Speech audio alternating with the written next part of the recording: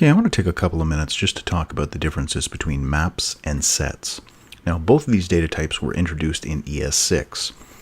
Maps are like objects, sets are like arrays. That's the simplest way to remember them. The difference is that, unlike objects, maps are iterable, meaning you can do a for of loop to loop through all the values and keys that are inside of one. Sets are iterable as well, just like an array, so you can loop through them. Maps have keys and values, sets just have values. So this is just a quick list here of the main methods that you get with maps, the main methods that you get with a set, plus the size property that tells you how many elements are inside of them. There is a keys, values, and entries method for maps. Keys gives you back an iterator with the array of keys. Values gives you the iterator with access to all the values. Entries gives you both the key and value. So the iterator will give you back a key and a value, an array containing both the key and value for each time it's called. With sets, when you call entries, you get an array, but it's just got the value twice. Values, just like the values one with maps, you get the iterator giving you back the values one at a time. Okay, so let's take a quick look. The thing about these, quick look at an example. The thing about them is maps, the keys have to be unique. With sets, the values have to be unique. So that is a difference with arrays. Arrays, you can have the same value again and again and again. With sets, every value has to be unique, which means we can use this to remove non-unique values from an array. So I'll show you how to do that in just a second. And objects, because they're not iterable, I can't do a loop through them. So let's take a quick look here at adding things, or trying to add two properties that have the same key. So if I had an object like this, I've got a property 1, property 2. I give them each a value.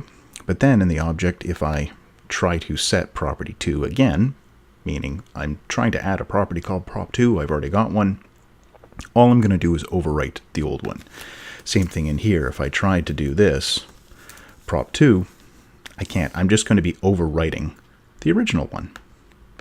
So with an object, I can't do that. And if I was to log this out, there it is. You can see that def is the value for prop2. So it just overwrote the first one. With a map, same sort of idea, just we don't assign it like this. I can't create a new map and pass in an object. If I was to try to do that, this would fail because objects aren't iterable, so I can't copy them directly. I could do a for in loop and one at a time just call the set method. That would work. Or creating a new one like this, we could say map.set, and then the key prop1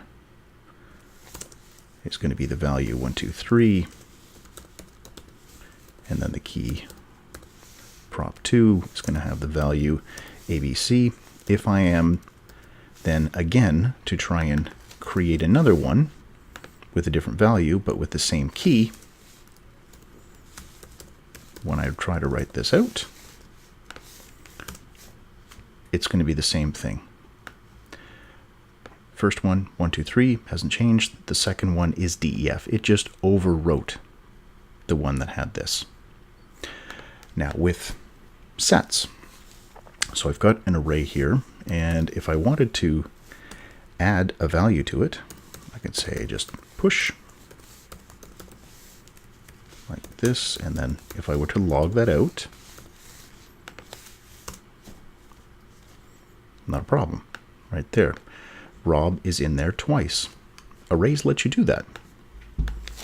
If I were to create a set, I could say new set, pass in the array names. We could log that out. Set1. So here's the array with Rob in there twice. Now here's the set, and you'll see Rob is only in there once. So this is actually a quick and easy way to remove duplicates.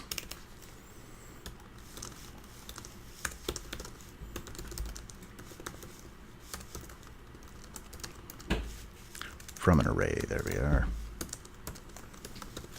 Okay, so quick, easy way to remove a duplicate from an array, just pass it into a set. Now, set, I can use values to get all the values. I can use a for each loop to loop through all of the values. I can use a for of loop with one of these because it is providing me an iterator. All works really easily. So that's the difference between maps and sets. Maps like objects, sets are like arrays. Maps have keys, sets just have values. Maps, the keys have to be unique. Sets, the values have to be unique. They both return an iterator to us, so we can use a for of loop to loop through them. So I hope that makes sense. I hope this is valuable to you. If you have any questions, feel free to leave them in the comments below. And as always, thanks for watching.